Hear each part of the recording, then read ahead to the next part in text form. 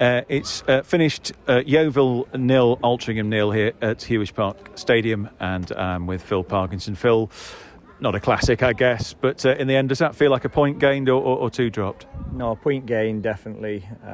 Any point on the road, everyone will tell you, shouldn't be sniffed at.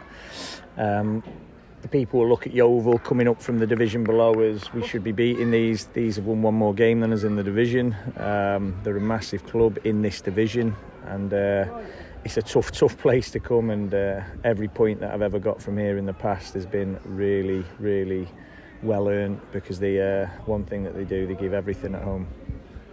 The first half in particular, the team seemed to sort of cancel each other out a little bit, and you made a change to the sort of the shape or the personnel, bringing that extra body into midfield. Was it to just try and give us a little bit more control in midfield, having Tom Crawford playing sort of in the number 10 role?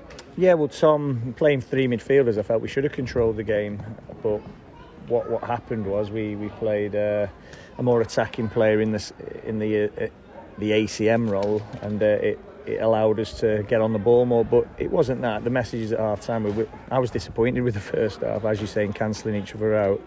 I always say I want to entertain our fans. I thought we weren't entertaining.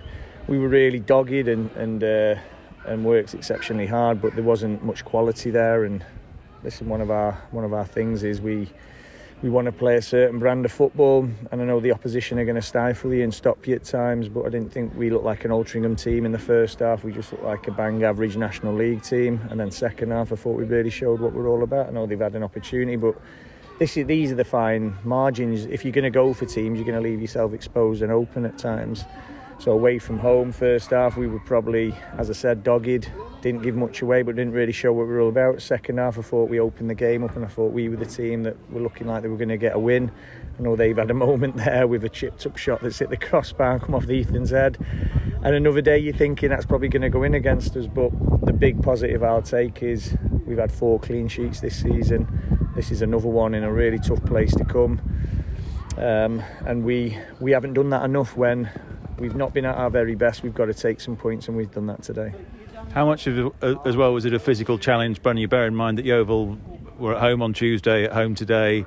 We've gone to Barnet on Tuesday, come all the way down here. How much of a sort of concern was it, the physical toll that this week will have taken on the players? It's not just physical, it's mental. I mean, people will look at us and we're full-time, and I love my job. It's amazing. The players love their jobs.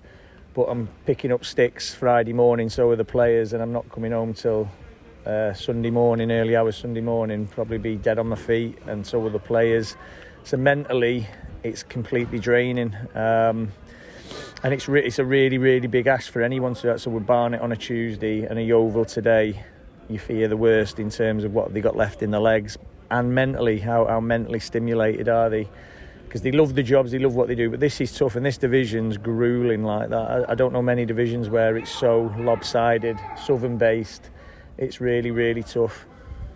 The best spell I thought in the game that we had, and we've touched on it, was at the start of the second half. And if we were going to win it, is it maybe one of those chances needed to go in? It just felt like we had some real momentum in the start of that second half, and maybe that's the spell when we needed to get a goal. Yeah, I totally agree with you. And it's about moments in games, and we've got some match winners, but so have they as well. I thought Jarvis was outstanding for them up front today, but Regan's had probably, for me, in terms of the well-worked, best chance of the game, where he's come inside and the keeper's made a great save.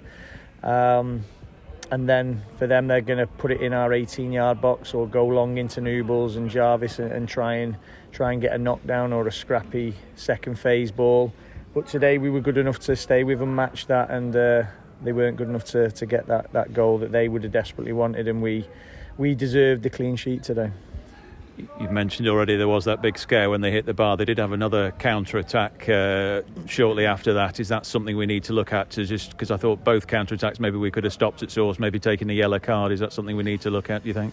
But it's like I said, we were more attacking in the second half, so you're going to be exposed to counter-attacks if you're going to be more attacking.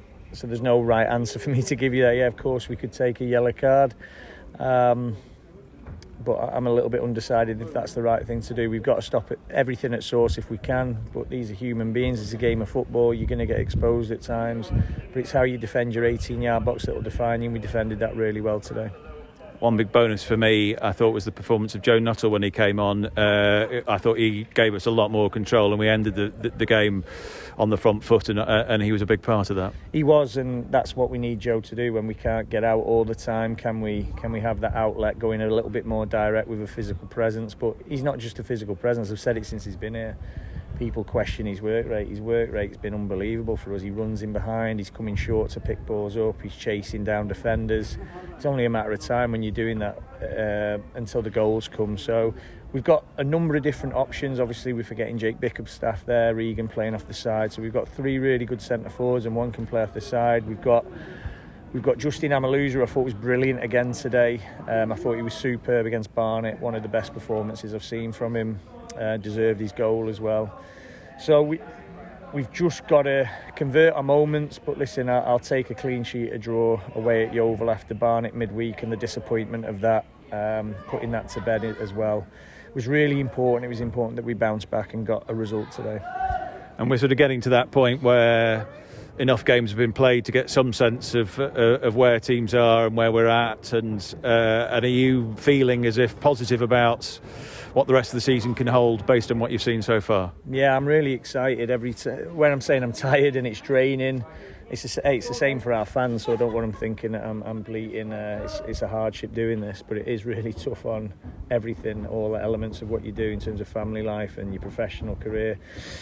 But when you're travelling up the road with this group of players, they really make you believe you're going to win games, and that's what keeps you going. If I didn't think that, I think I'd be handing in my resignation, because I wouldn't want to turn up not believing that we can win games. I truly believe that championships are built on defences, so we sort of look a lot sturdier than we ever have in this division, and forwards win your games, and we've definitely got forwards who can win our games. And when we can put it all together, and remember, with the first 10 games of the season now, or around that sort of area, we've played some really tough teams.